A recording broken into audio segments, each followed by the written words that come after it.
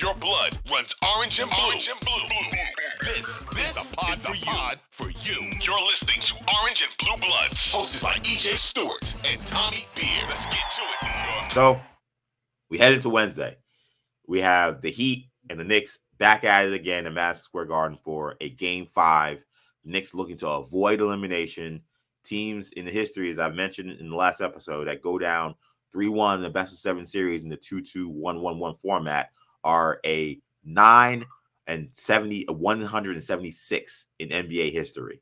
So that is 9 for 185 if you're doing math in another way.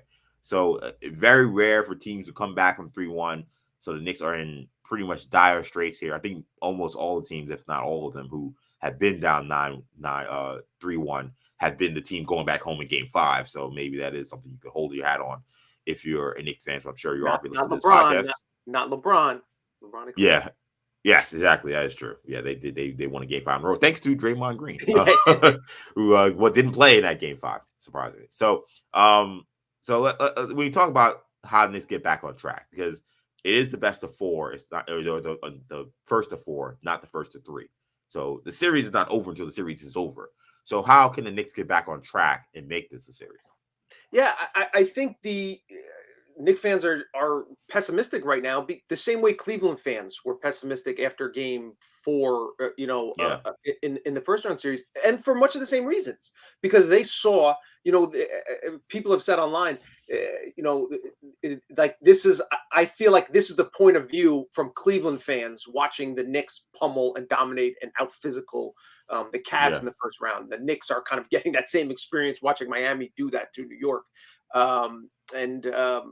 Listen, I'll start the way we close the show on Monday, and in the previewing Game 4 on Monday's show prior to Monday night, was the Knicks need to play hard. The Knicks need to compete. The Knicks need to get after it. They need to box out. They need to defend, and that's the first step.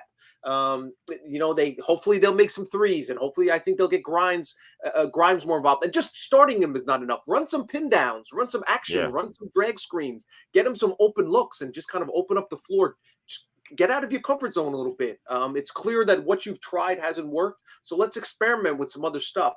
Can they hide Brunson defensively? Again, as great as he's been offensively, he continues to get abused on the defensive end. I thought Grimes, but I also thought Grimes did a good job defensively on Butler. That was one of the things I was concerned about, sliding into the starting lineup. But I thought he did a solid enough job. Obviously, Butler's a great player. But again, there's adjustments, and there's making free throws, and there's boxing out on. But there's the overall energy level has to be matched. And I'll say this, it will be high at the Garden. Somebody, on one of my group threads just said, like, prices are down 50%. Maybe some real fans get in the building. Some fans that couldn't afford the first few, home games, can maybe get in the building. There'll be a lot of energy and spark. But I'll say this, if the team gets down, and they're down in the second quarter, and they come out flat to start the second half, and they're down in the third quarter, Julius Randle will get booed. Number one, that will happen in Game 5. And there's other fallout from it and all that other stuff. But if they come out and play hard and compete, listen. All you can do is win one game. Barrett talked about, and credit to RJ. We probably spent a little bit too much time focusing on the negative, but you have to when you're down 3-1 and 2 terrible performances. Credit to RJ. Offensive game hasn't always been pretty, but again, he's competed. Brunson has been abused defensively. He's a liability on the defensive end, but he has competed. It seemed like those were the only 2 guys that really took the task.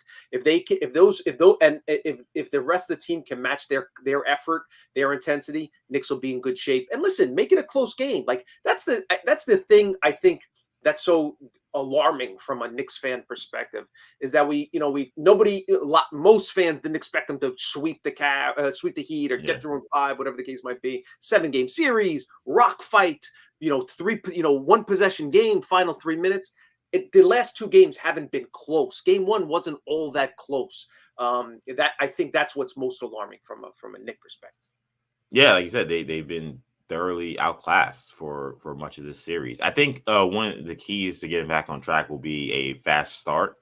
And I think it's got to start with their defense. Like the Heat, I just feel like almost every first quarter they've been too comfortable offensively. Like I just don't think that the Knicks have done anything to kind of make them uncomfortable.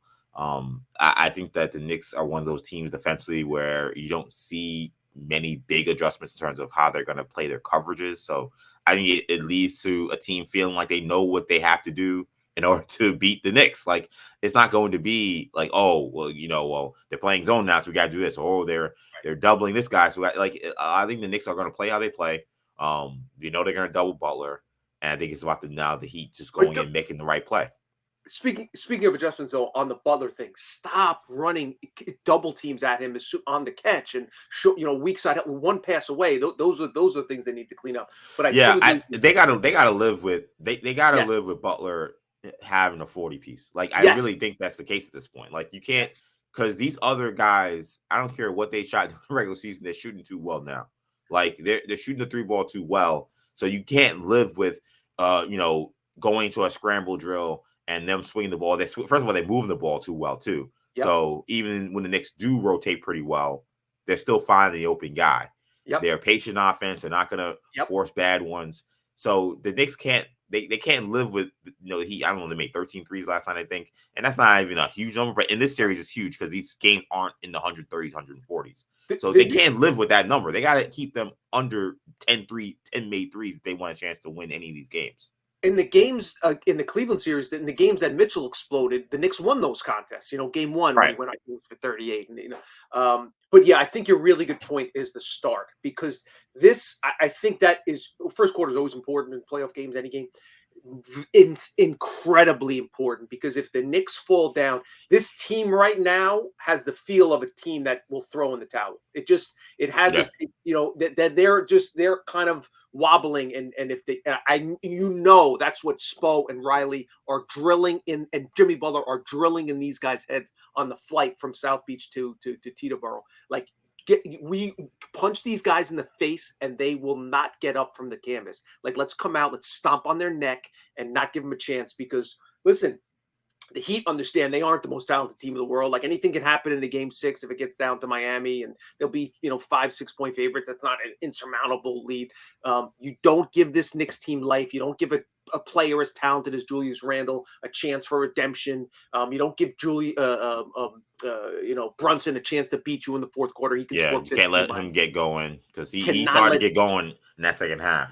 You can't let Mitchell Robinson reestablish his identity. You can't let that Garden crowd get into it. All these things can turn. We've seen crazier things happen in the NBA. These things can turn on a dime. So that's going to be the Heat's focus. It all starts with being the first on the floor. All those little things that seem cliche, but that could make a difference in a game 5. And I feel like, with the way Tibbs coaches his game, I mean, I said that he had to coach game 4 like a game 7. Yes. I don't know if necessarily we saw that. In some instances we did. I mean, he really leaned on Brunson. He played 44 minutes. That's the other thing. I think how tired is Brunson and Barrett and those guys going to be because they 44 plus minutes. Yeah, I mean, Quentin Grimes, who's going to come off the bench, had 42 minutes, and he earned those minutes. Besides the turnovers, he earned that time, but that's a lot of minutes. Randall had 6 fouls and somehow still played 39 minutes and had 6 turnovers. So I'll play 39 minutes. That's where I say, okay, are you really coaching this game the right way? I mean, Randall was killing them at key points in this game, and he left them out there over top and only played 6 minutes in this game. It was not a good 6 minutes, but he was 2 for 4, 4.6 minutes. He didn't have the time really to make a big enough impact in the game. Hartenstein, 15 minutes. So yeah, I don't know if this means some of these other guys we talked about getting time, whether it be Fournier, whether it be Rose, if they get dusted off. I gotta bring it up. I've seen this be a thing on the internet. I mean, do you think Derrick Rose should see time here? Like, that is something that has been brought up, saying why would they go to Deuce when they can go to Derrick Rose, who has experience? I don't know. I don't think Derrick Rose. I don't think he's in shape to play. Like every time he's been thrown out there in garbage time, I'm afraid he's gonna get hurt. Like he doesn't look ready at all. So I don't know, like I know last year the whole thing was that, he keeps himself ready, he does all the yoga, he does all this extra stuff. I don't think he's doing any of that stuff. Like, I don't know, at least to me, he doesn't look like he can go out there and give me 15 minutes. Yeah, it's just, I mean, listen, it's unfair to ask any athlete Right. to sit on the bench for 4 months and then in the biggest game of the season come in and make shots. Crazier things have happened if somebody gets injuries and some happens. And would I be shocked if Fournier hit three threes if given the chance? I guess not, but because he's a shooter and he can do that when he's 50 years old. But you don't want to put him in position to And same with Derrick Rose. You're right. In the limited minutes we've seen him, he just hasn't performed well. And the one thing I didn't notice, 'cause I noticed everything. I noticed Fournier had a heating pad around like his back or his hip. I think Tibbs might have told him this game goes a certain way, be ready. Because I don't think I've seen him wearing that kind of stuff on the bench. It was after the first time I noticed it immediately. I was like, oh, okay. Like, why are you wearing a heating pad if you don't think you're going out there? Right. And now maybe he just did it on his own. Maybe he thought, hey, maybe they'll throw me out here, or maybe this game will be a blowout and they have to throw me out there. I don't know. But like that was a little interesting. They didn't need him because they had to shot the three ball better, and Grimes ended up being that floor spacing that they needed. But I did think that was interesting. But yeah, I don't understand the Derrick Rose stuff like that. That to me was bizarre. It's funny. I got to shout out our guy Jimmy Jackson, our producer. He put the Knicks need Iggy Azalea, Jessica Alba, and the whole crew there for Game 5. Look, MSG, they got to show up in a big way. I don't know how much the fans will be into it, given the poor effort they saw in games 4 and 5. But the Garden crowd is going to have to be the sixth man for this team, especially because the Knicks' actual sixth man, I don't think will play. Like Man Quick was in that really big boot. Like I think he's probably done for the series. Maybe he plays in a game 7 if there's a game 7, but I don't think we'll see him. So the Garden crowd is really gonna have to be a big factor in this one as well. I think they'll come out fired up. Again, that's why I think that start is really important, just to kind of get everybody going. Do you think the Knicks take this series back to Miami? Do you think win Game 5? Right now I don't. I'm going to be honest with you. I for the same reason I thought the Knicks had a great chance to win Game 5 in Cleveland. Just the momentum and all that's from what I've seen from Randall these last 2 games. I'm not confident enough. But again, he's the most perplexing athlete. Maybe I've been following sports for a long time. I've lived in New York for pretty much my whole life. I've never seen an athlete. So maybe he bounces back and has a 37-13-9 game. That would not shock me. Right? It's that player, it's that unpredictable personality. And also you have Jalen Brunson, who I never put anything. I've learned over the 6 months, last 6 months, to not put anything past him. I wouldn't be shocked if he has a 40 piece. But there's just a lot of stuff trending in the wrong direction. And you made a good point. The excess minutes that Brunson and Barrett and those guys had to play. The Heat, surprisingly, the team with the better depth now has the advantage. That short turnaround. But I think that first quarter, that start is really, really important. Knicks need to get out to if they fall my concern is if they fall behind. They've been great and a resilient group all season. I don't know if they have how much gas they have left in the tank to fight out from another hole. I don't know if they have that want to right now. Yeah, I mean, because of that depth you're talking about, I mean, Butler played 42 minutes, Bam had 38. Everyone else was, pretty reasonable. Strus at 37, but like a lot of guys in the 20s. And the Knicks, you got 2 guys on the bench, Obi Toppin and McBride playing, a combined 10 minutes. That can't happen. Like I don't like that can't happen. Knicks can't afford to have those guys give you. The problem is Obi didn't earn extra minutes. That is true. Right. He's got to play better. I mean, he with lost the Duncan Robinson. Played, Obi still didn't earn it. I know. Yeah. I mean, he lost Duncan Robinson 1 pass away. I mean, some of that stuff was just like, again, like what's going on? So, yeah, I think that this is. I'm gonna say the Knicks win this game only because I think a lot of this honestly will be on the Heat. I think that's how I feel about the series at this point. The Heat now, they make all the rules. They kind of dictate the terms of the series. Right. I think if the Heat come out with the focus they had in games 3, games 4, I don't think the Knicks win at all. Do I think that they'll have that same focus? They've played 4 really, not necessarily perfect games at all, but they've been really in tune with the playoff intensity, everything it takes to win a playoff game in terms of the want they've had. Do I think they play that way 5 times in a row? I'm gonna say no. I don't know if they've played really well down the stretch. They're due for a bad game, so I think for that reason, I'll say the Knicks get one. But if there's any team that can keep that level of intensity, with the Heat culture, what they've created, it is this Eric Spoelstra and Pat Riley led team. I was shocked that they went into Milwaukee and won Game 5. That's It shocked everybody. I'll say that. So that and I think that series really increased their confidence to a great deal. I 100%. think that like when you beat the Bucks, a team that was a favorite to win the championship, you beat them in 5 games, you go on the road and win. I think that now they see the Knicks and they don't see Giannis Antetokounmpo across the other way. They don't see Drew Holiday, they don't see Middleton, they don't see champions. They see good players, talented players, but not the players the Bucks have. So I think that is also why the Heat have played with so much poise and so much. And also they watch the tape too. They see Randall quit. Like that abused them with confidence. If I was Eric Spoelstra, I'd just be showing Randall low light reels of him saying, like, look at this is their leader. This is how he's playing. And that only ratchets up their intensity and their focus to say, okay, if we got him, we'll get the other guys soon. 100%. Just play that clip of Randall saying they wanted more than us on the plane, constantly just drill into the heads like that. That just gives you so much to think that we've taken this guy's soul. Really has got to make you feel confident. And last thing on that Randall thing, because it was one point I wanted to bring up too, regarding the energy we've seen, the lack of energy, the lack of density. Like, there's not one player on the Miami Heat who looks like how Randall looks defensively. Like that's also what's so jarring about this series. Yes. Like, not every Knick is giving the greatest effort, but none probably as bad as Randall.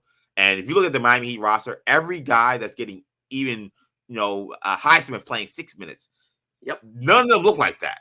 None of them are just laggy-gagging around. None of them are just floating around. Like, every guy that's out there is giving maximum effort for however many minutes they play. And again, the so much of the excuses and so much of the apologizing for Randall's issues that has happened with this team, that just cannot continue. And I don't know what's going to happen this offseason. I don't know if the offseason will even continue, because this is a series, this is sports. We don't know what's going to happen.